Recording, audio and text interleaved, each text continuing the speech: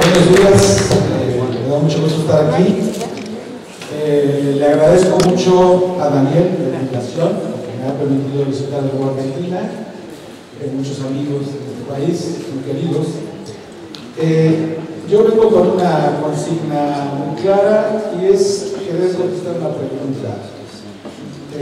Bueno, parte de un supuesto importante. Las interacciones ecológicas mantienen la diversidad del planeta y son las que la generan también, es decir, por procesos de evolución mediados por interacciones ecológicas. Yo quiero abordar el tema de las interacciones de cooperación.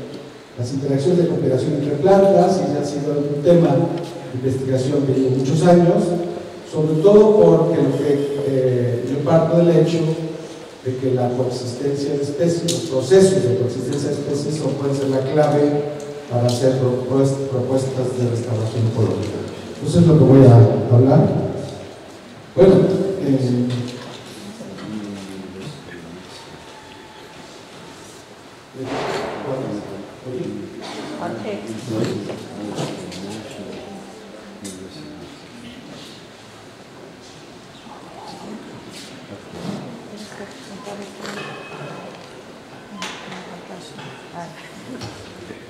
en 1975, Jared Diamond publicó un trabajo importantísimo que habla de los procesos de organización, de ensamblaje de comunidades, y él se refirió a dos procesos básicamente: el filtro ambiental, dado por cuestiones físicas, ambientales, y la segunda, que era la competencia, es decir, la competencia es la postura que ha sido más aceptada a lo largo de la historia de la ecología hasta el día de hoy, aspecto que por suerte está cambiando.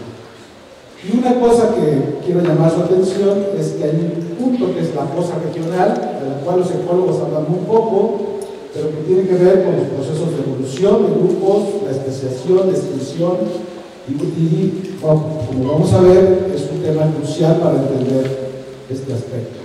Bueno, ¿por qué la competencia se convirtió en la estrategia o la postura más aceptada? Pues se la debemos a este señorón, Carlos Darwin, sobre todo porque él asumió que la selección natural iba a estar determinada, es decir, las especies que sobrevivan son las especies más competitivas. Y gracias a eso, que fue axiomático, es decir, no requirió prueba alguna, y definitivamente se le dio a la competencia el peso hasta el día de hoy. Sin embargo, claro, si la competencia es tan importante, pues todas las plantas deberían estar repeliendo, ¿no es cierto? Y aquí les pongo 4 ejemplos, Kilimanjaro del lado izquierdo arriba, y como pueden ver, esto lo saqué de internet, y como pueden ver, las plantas están juntas. En cualquiera de estas fotos, uno puede ver, por ejemplo, abajo a la izquierda, una especie de azorelas, de la monanta, en la zona alpina en Chile, y tienen varias especies que crecen completamente asociadas a ella. Del lado derecho arriba, pues esto es más bien un bosque tropical seco. Que superpone el sonido con el...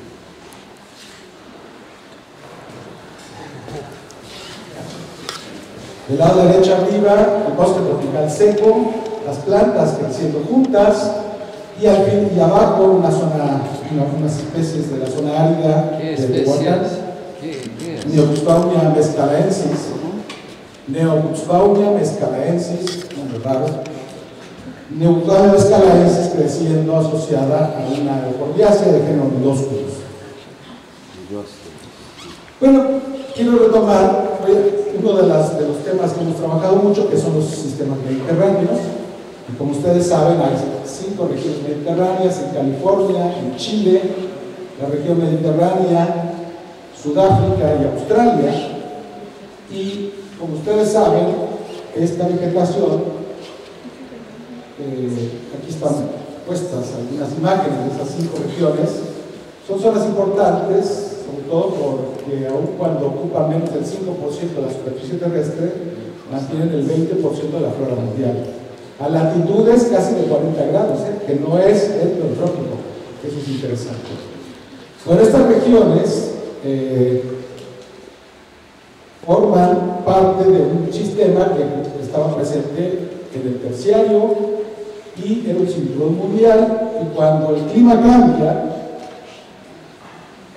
bueno, antes de eso, a lo largo del tiempo, todos estos no sé si se alcanza a ver, pero son números, son palifloras fósiles, y obviamente con base en esas floras, la pregunta era cuál era el ambiente terciario en el que estaba esa vegetación. Y bueno, básicamente gracias a las reconstrucciones hechas con constelaciones de hojas, se pudo determinar que esa vegetación era un bosque exuberante que llegaba, más o menos para que se tengan una idea, a la frontera entre Canadá y Estados Unidos, latitud más o menos 40. Entonces, los bosques tropicales estaban presentes ahí directamente, y eso explicaría por qué esta vegetación está en México, el clima no mediterráneo, y en particular lo que es parte de los relictos que se refugiaron no sé por qué la cambia, pero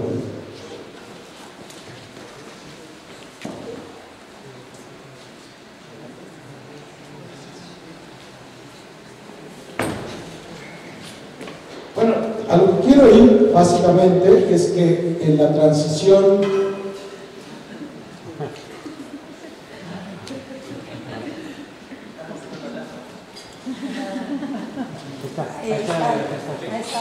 gracias. Estos ambientes pasaron de ser ambientes tropicales, eran boscosos, exuberantes, a ser mediterráneos a finales del terciario, y en particular la vegetación esto no se puede usar el enlace, la vegetación era una vegetación exuberante que se convirtió en un matorral a finales del terciario. Y en la cuenca mediterránea, ¿qué pasó en esa transición del terciario al cuaternario? O sea, lo más importante es que un montón de géneros se extinguieron. Los del centro sobrevivieron directamente, y las de hasta la derecha diversificaron. Entonces ahí es el surgimiento de especies del cuaternario. ¿A dónde voy con todo esto? Pues a tratar de explicar que los ecosistemas que vemos actualmente son mezclas de especies que evolucionaron en diferentes tiempos y presumiblemente bajo condiciones ambientales distintas. Entonces, bueno, esos son los sobrevivientes, los géneros sobrevivientes, y pueden ver que, bueno, ya no pueden ver, pero no importa. El punto es que hay muchos géneros ginkgo, grupos que se extinguieron. La siguiente, por favor. Pero ya cuando entonces podemos hacer una clasificación de grupos de plantas que habitan en esos ambientes, especies que son del cuaternario, especies que están presentes, son linajes muy antiguos desde el terciario, y cuando analizamos cómo regeneran esas especies, encontramos que las especies terciarias, que son, no sé si se alcanza a ver, especies terciarias, cuaternarias, si se requieren facilitación o no, es decir, si requieren una especie para su regeneración, lo que podemos encontrar, empezar a ver, es que sí hay una relación entre la antigüedad del linaje y el patrón de regeneración. Es decir, las especies que evolucionaron en bosques, actualmente en matorrales, necesitan que alguien les ayude a entrar al sistema. Entonces, en cambio, los elementos cuaternarios, los elementos que evolucionaron en los últimos 2 millones de años, son especies que pueden hacerlo solas, y por lo tanto son, digamos, autosuficientes de alguna manera. Entonces hay una razón histórica que podemos decir que es una memoria histórica de procesos, o sea, especies que evolucionaron en bosques, que crecían bajo sombra al inicio del ciclo de vida, mantienen el rasgo, han mantenido ese rasgo a través del tiempo evolutivo. Y eso es para todas las zonas mediterráneas, incluyendo el mexicano, justamente. ¿Qué pasa en la sucesión? En Francia, las dehesas empezaron a ser abandonadas, y la especie de la derecha es un cistus, uno de los grupos de origen cuaternario, y lo que uno encuentra en la sucesión es que todas las especies del cuaternario inician la sucesión y solo hasta que la vegetación está completamente cubierta de especies cuaternarias, entonces las especies terciarias se establecen. Entonces, la facilitación fue es un proceso que incluso en la sucesión ha sido muy importante. Entonces aquí la foto de hasta abajo es de Cistus albidus, después abajo una anacardiacia, un bus y una helicacia. Todos esos elementos son elementos muy antiguos de la flora directamente. Bueno, entonces, ¿qué podemos concluir hasta aquí? Que muchos linajes antiguos, terciarios, pudieron sobrevivir al cambio climático debido a que los linajes recientes generaron las condiciones de regeneración, porque si no es posible que se hubieran extinto. Es decir, la facilitación imita el nicho terciario de estos linajes, ¿no? Pero la otra cosa entonces es que la facilitación es un mecanismo que pudo haber preservado la biodiversidad en estos ambientes directamente. Bueno, hago un paréntesis para la gente que no ha trabajado con filogenias, ¿no? Necesito hablar de esto. Pero aquí tengo dos comunidades hipotéticas, y bueno, obviamente la comunidad de la derecha, para ustedes, sería la que mantiene más diversidad, más linajes, ¿no? Que tenemos desde reptiles, aves y mamíferos, o si eso es un mamífero, y la otra tiene grupos muy cercanos, especies muy cercanas. Entonces, bueno, aquí ya intuitivamente ya puedo hablar del concepto de diversidad filogenética, y lo voy a, ¿cómo calculo la diversidad filogenética en una filogenia? Pues simplemente contando o sumando el largo de las ramas de esa filogenia. Como está aquí, como pueden ver, las ramas de lo que sería este mamífero, pues son mucho más largas que las ramas de acá, porque cada rama representaría una medida en millones de años. Entonces la diversidad filogenética de la comunidad de la derecha sería 5.9 y la diversidad de la izquierda pues 3.4. Entonces tengo más diversidad, más historia evolutiva en la filogenia de la derecha, pero también hay otra métrica que puedo usar, que es cuál es la distancia filogenética entre el primer ave y la segunda. Pues simplemente sumo las dos ramas y eso me dice la distancia de los tiempos de divergencia que hay entre esas dos especies. Pero también puedo saber entre el pequeño amarillo con el primero, el grande, y la suma de todas las ramas me diría cuánta distancia filogenética en millones de años tendría yo en eso. Entonces, ¿por qué digo esto? Porque voy a meterme en el tema de las filogenias y voy a hablar de diversidad filogenética de una comunidad, y para poder hablar de tiempos de divergencia y lo que pasa con los grupos. Bueno, entonces, retomando el punto de los sistemas mediterráneos, pues básicamente lo que podríamos decir es, aquí esta imagen trata de representar cómo unas especies pueden entrar a una comunidad, sobre todo especies alejadas filogenéticamente, porque son cuaternarias que facilitan a las terciarias, están muy separadas en el tiempo, y esos son los elementos que pueden entrar a la comunidad directamente. Déjenme entrar a la parte de las zonas áridas, ¿no?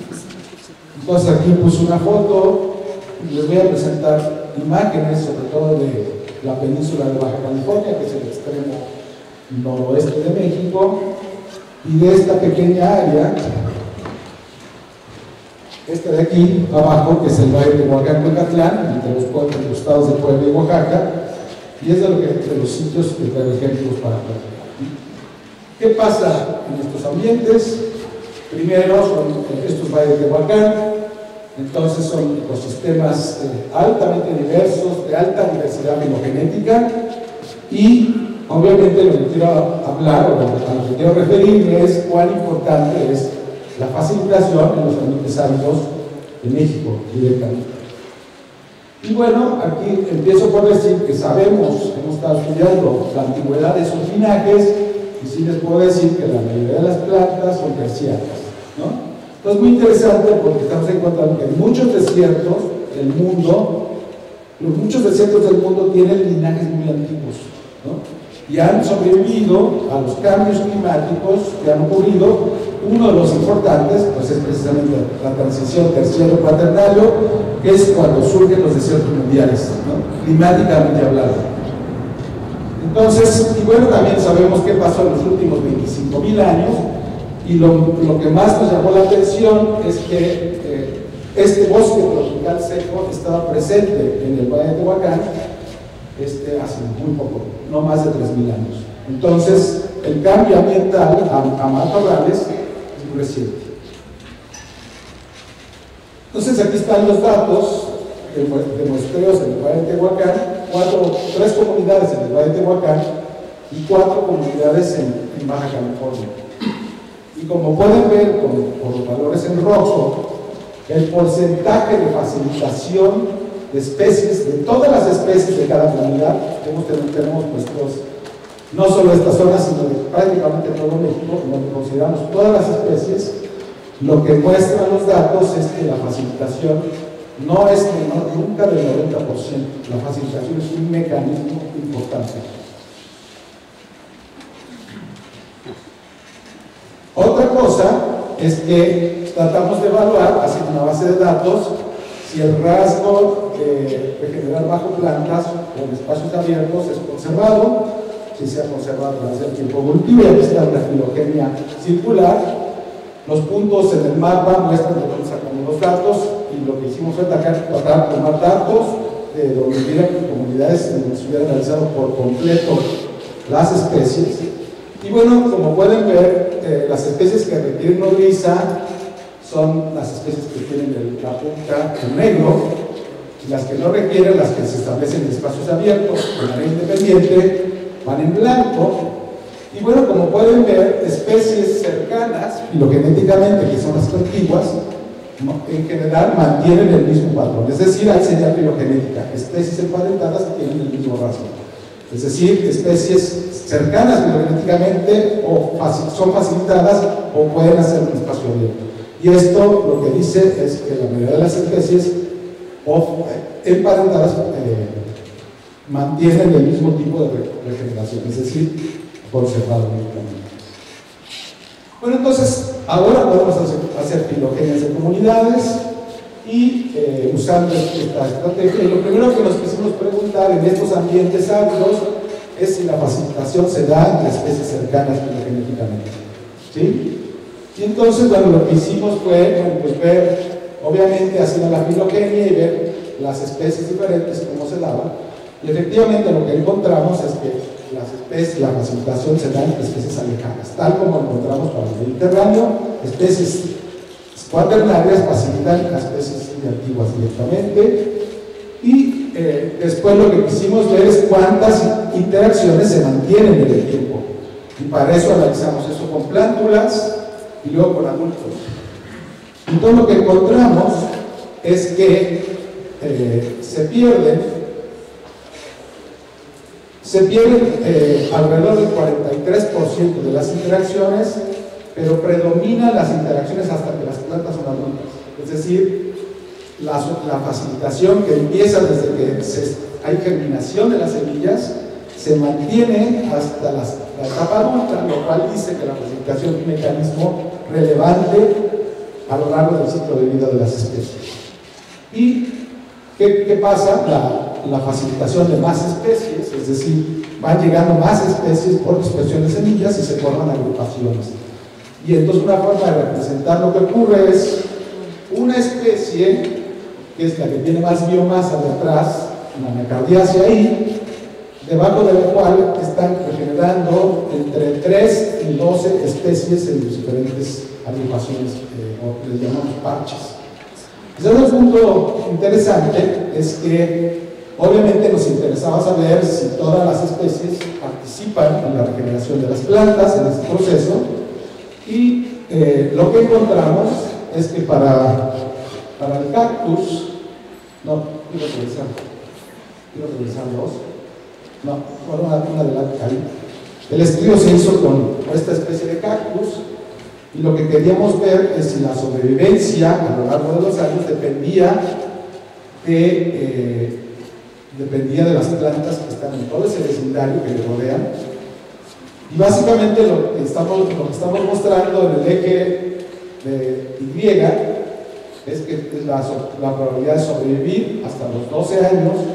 La probabilidad de sobrevivir incrementa exponencialmente cuando todo ese vecindario está constituido por especies alejadas filogenéticamente al campus.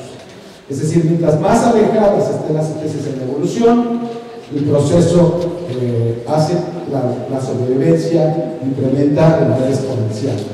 Lo cual ya nos hacía pensar que algo estaba pasando con los microorganismos. Algo pasa en esas asociaciones que puede ayudar a que la sobrevivencia y el crecimiento de las plantas, porque también crecen más, incremente. Entonces, bueno, una cosa que nos preguntamos primero es quiénes son las nodrizas más importantes, considerando entonces que son comunidades en las cuales hasta el 100% de las especies regeneran por facilitación. Se forman estas agrupaciones. Estos parches están reportados en todo el mundo, en Australia, en Argentina, en Chile, en todos lados están reportados. Y bueno, entonces, esto es, arriba están puestas las especies facilitadoras, también les llaman especies nodriza, y las especies de abajo son las especies facilitadas. Pero fíjense que los nombres en rojo son especies, son leguminosas. Y el cuadro que tienen ahí son proporcionales al número de especies que facilitan, ¿sí? Entonces, lo que podemos decir primero es que las leguminosas son importantísimas, ¿no? Y claramente, incluso eso fundamentaría que debería haber institutos completos haciendo investigación en leguminosas en el mundo, si queremos entender mucho más de ellas. Entonces, hay especies como Cariana beriófila, Mimosa lacerata, etcétera, que son facilitadoras extremadamente importantes. ¿Por qué son importantes las leguminosas? Bueno, pues este trabajo de Corwell y colaboradores lo que reporta es que las leguminosas, como todos lo sabemos, son extremadamente importantes para asociarse. No todas, pero la gran mayoría, para asociarse con bacterias que fijan nitrógeno atmosférico, y obviamente son capaces de, digamos, obtener nitrógeno a partir de sus simbiontes. Pero lo que sí hay que decir es que esa relación simbiótica cuesta mucho para la planta, le cuesta el 40% de los azúcares de la fotosíntesis. Y entonces no es trivial en ese sentido, y déjenme presentarles a Mimosa luisana. Esta especie facilita el 90% de las especies de la comunidad, y la que tiene las flores rosas, pero también curiosamente es la que tiene más micorrizas arbusculares. Aquí está una red de plantas, pueden ver que la primera más conectada con micorrizas es Mimosa, y después la segunda columna en esta red bipartita son micorrizas arbusculares. Como ustedes saben, las micorrizas arbusculares son responsables de la obtención de fósforo, de agua, y lo que vemos es que Mimosa es la que más micorrizas tiene directamente en estos sitios. Y en particular, una de las preguntas que nos hacíamos es: a la planta nodriza le conviene tener plantas facilitadas. Y entonces ahora, desde el punto de vista de la nodriza, lo que hicimos fue evaluar el tamaño para plantas asociadas que tengan especies facilitadas y no facilitadas, y la producción de semillas. Algo como hacer una medida de qué también le va a Mimosa como nodriza cuando tiene gente abajo de ella. Y básicamente lo que pueden ver es que la línea discontinua muestra los individuos de Mimosa asociados, y muestra que produce más semillas cuando tiene plantas facilitadas creciendo debajo de ellas directamente. Es decir, tenemos un mutualismo entre plantas, y una de las preguntas, bueno, planteamos una hipótesis biológica que era: ¿qué es lo que ocurre cuando llegan las semillas y se germinan Entonces lo que propusimos como idea es que lo que se produce de nitrógeno puede pasar a las plantas facilitadas una vez que las hifas de los hongos conectan las raíces entre sí, ¿no? Entonces conectan las raíces, se conectan entre sí, y entonces lo que decíamos era, nuestra hipótesis es que conforme las plantas facilitadas son pequeñas, le va a pasar nitrógeno, y después lo que planteamos es que una vez que esas plantas crecen y que ya producen suficientes azúcares, entonces a lo mejor el flujo va de los dos lados, ¿no? Es decir, por ahí. Entonces lo que hicimos fue ponerlo a prueba, y la forma como lo pusimos a prueba fue, vamos a romper las redes microrrísticas, y lo que hicimos entonces fue esto, y esta es la forma como lo hicimos, con campos de agua con fungicida, se ponían de cabeza, dejamos que filtrara y hicimos aplicaciones de fungicida, y fíjense lo que encontramos. Bueno, las tres gráficas hasta arriba, no sé si se alcanza a ver, es número de semillas para plantas asociadas y no asociadas. Las primeras dos barras son de plantas no asociadas, o sea, mimosas, individuos de mimosa que crecen solos, y luego especies que tienen facilitadas abajo. Y bueno, el resultado y es para número de semillas, la masa de la semilla y la germinación de las semillas como una medida de viabilidad de las mismas. Y para, digamos, el resultado quizás que más me interesa remarcar con ustedes es que las plantas asociadas, cuando rompemos esa red de tubos microscópicos, en ese momento baja la producción de semillas de mimosa, ¿no? Es decir, sí es un mutualismo mediado a través de micorrizas. Y hay que recordar que un gramo de suelo, como dice Van der Heygen, puede tener hasta 200 metros de tubos microscópicos de hifas. Para que se den una idea de la cantidad de hifas, de tubos microscópicos que pueden estar conectando plantas entre sí directamente. Entonces, el caso más escandaloso. ¿Puedes repetir el valor? ¿Perdón? ¿Puedes repetir el valor? Un gramo de suelo puede tener 200 metros de hifas, de tubos microscópicos. Entonces, ojalá tuviéramos la capacidad de ver eso en el suelo, pero sí imaginarse que las plantas están conectadas a través de los hongos microscópicos directamente. Bueno, entonces el otro experimento que hicimos fue para contestar una pregunta. Ya sabemos que hay transferencia de nutrientes, lo hicimos con carbono 15, un isótopo estable, y después lo que hicimos fue preguntarnos si la transferencia es igual a todas las especies facilitadas o hay diferencias en la transferencia de nitrógeno 15. Entonces lo que hicimos fue darle de beber a la planta nodriza. Esto es una representación de los tubos que usamos. Lo único que hay que hacer es ponerle algo que rompa la presión superficial, y la planta bebe rapidísimo, se la bebe como, hasta diría que más rápido que un caballo, ¿no? Pero rápido se lo bebe, y después de un tiempo fuimos a buscar, sacamos muestras de hojas de las plantas facilitadas, y esto es el resultado que obtuvimos. Primera cosa, lo que hay que decir es que las especies que más nitrógeno estructural tienen en el mundo vegetal son las leguminosas, y todo lo que se aleje de ellas, como se aleja más filogenéticamente, tiene menos nitrógeno estructural, ¿de acuerdo? Entonces el eje X está puesto a la distancia filogenética con respecto a mimosa, y la cantidad, el incremento en el nitrógeno 15 en las plantas facilitadas. Entonces, simplemente para mostrar, todo este grupo que está aquí son leguminosas, reciben menos, le dan menos a sus parientes cercanos, y le dan mucho más a las especies que menos nitrógeno tienen. Es decir, hay un mutualismo en el suelo y reparten diferente, están dando diferente. ¿Cómo se da eso? No lo sabemos, pero sí la referencia es muy importante en ese sentido. Bueno, entonces, simplemente para reforzar como conclusiones preliminares, lo que encontramos es que los sistemas áridos, como está reportado en muchas partes del mundo, son sistemas gobernados por facilitación, De hecho, les diría que una regla de ensamblaje es la facilitación, y en un mundo en donde nos han dicho que la competencia es lo que rige, el mundo está gobernado por interacciones de cooperación directamente.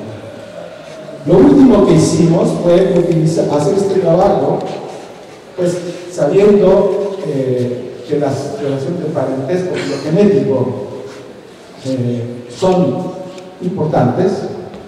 Entonces dijimos, bueno, pues usar el parentesco filogenético para hacer restauración, pues puede ser una alternativa.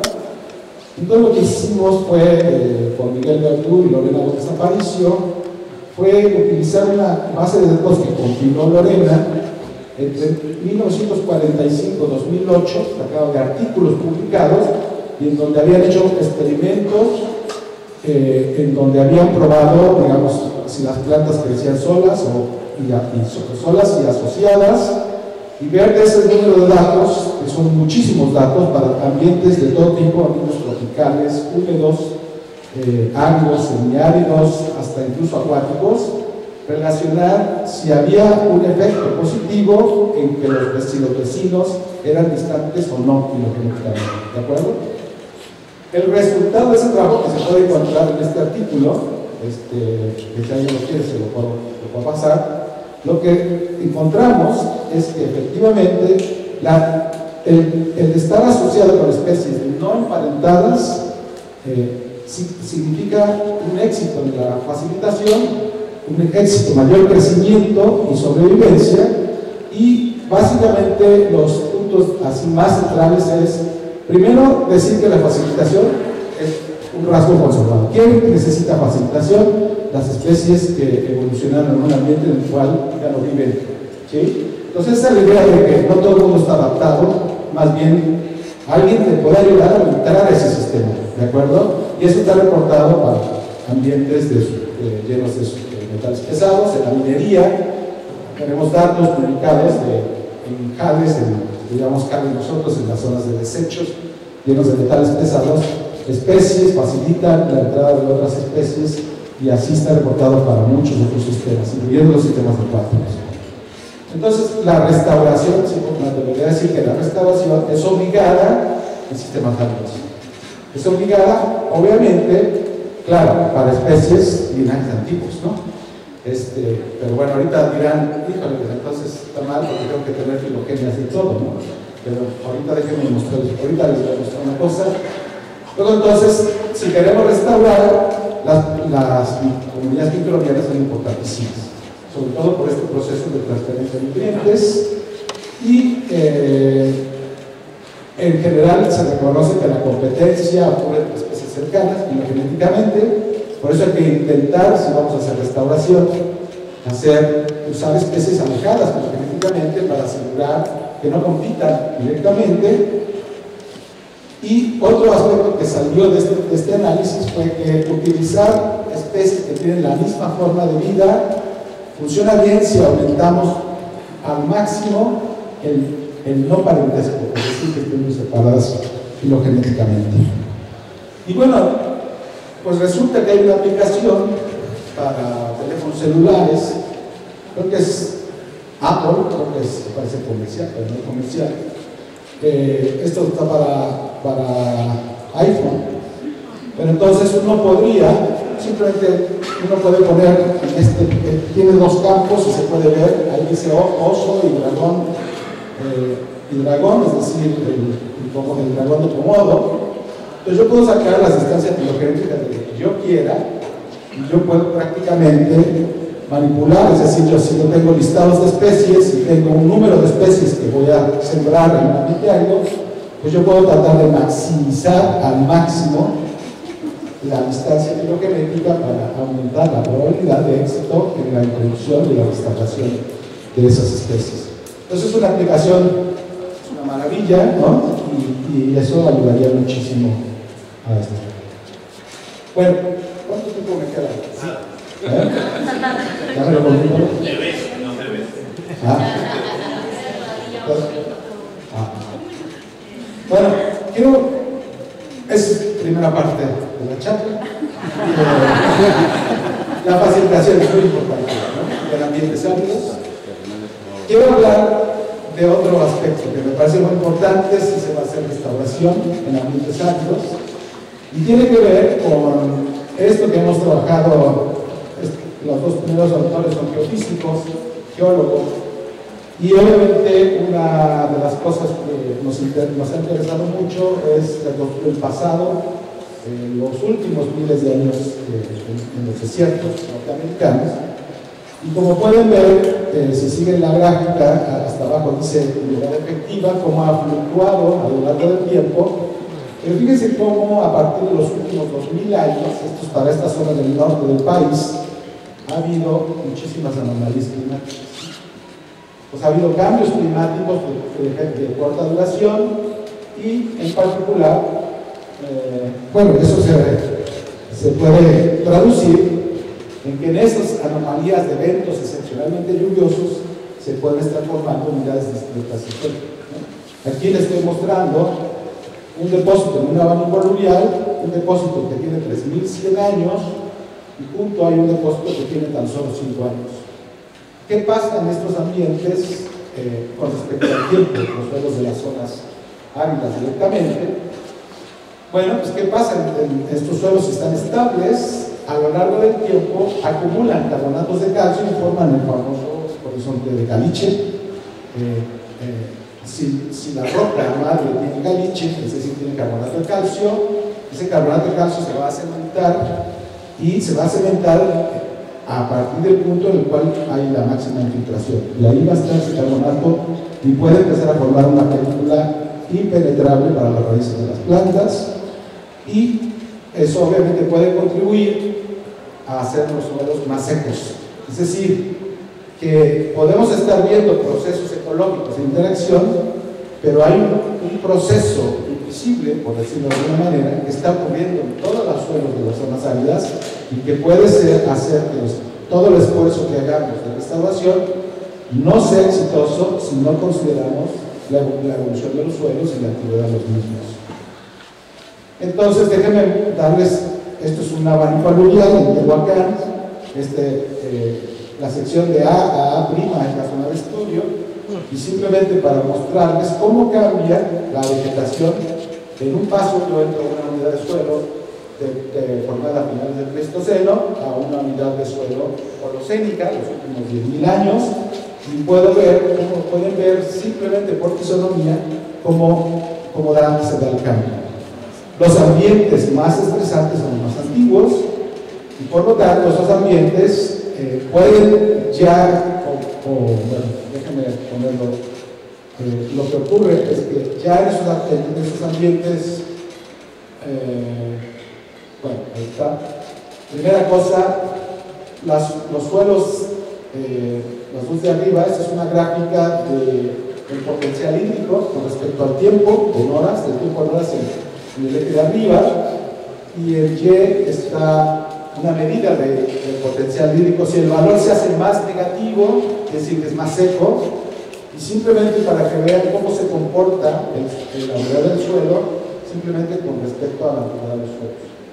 Entonces los suelos muy antiguos pierden el agua rapidísimo porque tienen arcillas, tienen carbonatos, son suelos más superficiales y tienen carbonatos, y entonces eso hace que el agua se pierda más rápido. Entonces eso a una profundidad de 15 centímetros es diferente, pero se sigue manteniendo el patrón de los suelos más antiguos, son los suelos más secos. Déjenme mostrarles otros datos. Por ejemplo, esta es una unidad, la unidad aluvial 2, un suelo pleistocénico, vean el color, y yo me sorprendí muchísimo cuando venía para acá, cuando veníamos, los colores de los suelos, con remanentes erosionales impresionantes, en otra parte seca, cuando cruza la frontera manejando, es una maravilla, ¿no? Entonces los suelos rojos son un indicador de antigüedad, y la otra, bueno, tienen carbonatos, esos como poros que se ven en la parte más superficial es por donde respiran las plantas, las raíces, y entonces ahí es un suelo muy muy seco, se da un efecto que se llama el efecto inverso de la textura, que en suelos secos hace que los suelos son muy secos, se pierde muy rápido el agua, y el suelo de arriba se puede ver que es un suelo arenoso, muy joven, y abajo hay un palosuelo, es decir, ese suelo se depositó encima de otro, y ahí está presente. Pues vean las diferencias de la vegetación. En uno está este cardón, este Paquicelis Ringley, dominante, de plantas de 7 metros, y en la superficie antigua, pues sí hay Paquicelis Ringley, pero muy pocos individuos y muy flacos. Y aquí básicamente la primera cosa que quisimos saber para el Paquicelis, si teníamos evidencia de las poblaciones de las unidades de suelo antiguas están en extinción, es decir, están en desaparición, si la tasa de crecimiento es negativa, y pueden ver que las plantas de la unidad geomórfica AGS2, que son los cuadros en blanco, hay muy pocos individuos en la unidad 2 y hay muchos individuos en la unidad 1 de este cardón, este cactus, pero también ahí lo que se está poniendo es la probabilidad de reproducción, y pueden ver que prácticamente la probabilidad de reproducción en la unidad antigua del suelo es prácticamente cero. Es decir, nuestros cálculos indican que este cardón, esta población está en extinción, y lo que estamos viendo es un proceso extremadamente lento de cambio que está llevando a las poblaciones a la extinción. Y bueno, aquí puedo mostrarles también, simplemente con la pura estructura de tamaños, cómo hay especies como Prosopis, por ejemplo, que nada más está en la unidad reciente, ya prácticamente desaparece en la unidad antigua, y por ejemplo, plantas de maderas blandas como pulseras, citocarpas, son prácticamente restringidas a las unidades más antiguas. ¿Cuál es la diferencia de esto?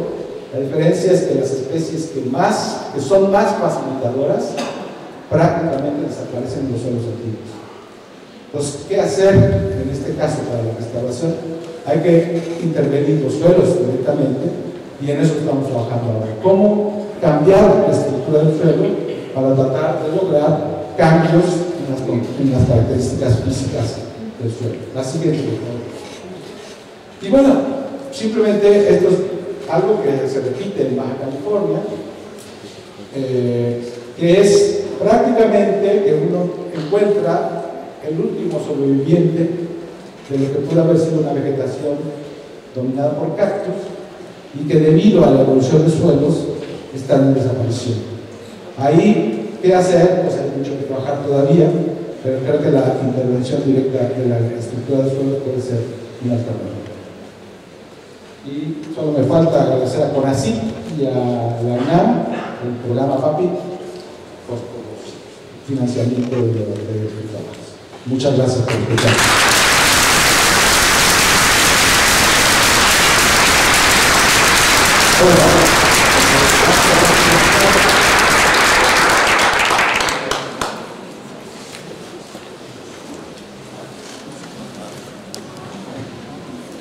Bueno, Alfonso, siempre un gusto escucharte. Lamentablemente ya 30 años, pero sí, es un gusto. Dos preguntas, una práctica y una teórica de ignorante, escuela de ignorante. La práctica, ¿vos dirías que sería aconsejable invertir recursos para llevar adelante una restauración en establecer leguminosas? Es decir, invertir muchos recursos en eso para que después venga una sucesión o un establecimiento de otras plantas. ¿Eso es el teoría práctico? Sin duda sí. Incluso se puede hacer muestreos en zonas que estén conservadas razonablemente para darnos cuenta cuán relevantes son las leguminosas, ¿no? Pero casi en México, en todos los lados donde hemos mostrado en todo México, las leguminosas son importantísimas. Entonces sí, yo te diría que sí, pero quizás para mejorar la respuesta es sí, pero igual puedes hacer muestreos para ver cuán importantes son en tu localidad. Tú estás en la zona de los mezquites, ¿no? O sea, en los alrededores, ¿no? Okay. Y la segunda, la facilitación, ¿es altruista? A ver, dime más. Claro, es decir, saca la planta nodriza, ¿también obtiene algún beneficio? Sí. La planta nodriza, como traté de mostrar, mimosa, le va mejor, tiene mayor adecuación si tiene plantas creciendo abajo. Y la forma como creemos que ocurre es que cuando las plantas pacificadas crecen, y muchas llegan a la etapa adulta y siguen asociadas, le ayudan por el gasto que implica alimentar a sus comunidades de simbiontes en los países. Eso es lo que creo. Bueno, vamos a agradecerle a Alfonso un aplauso. Gracias.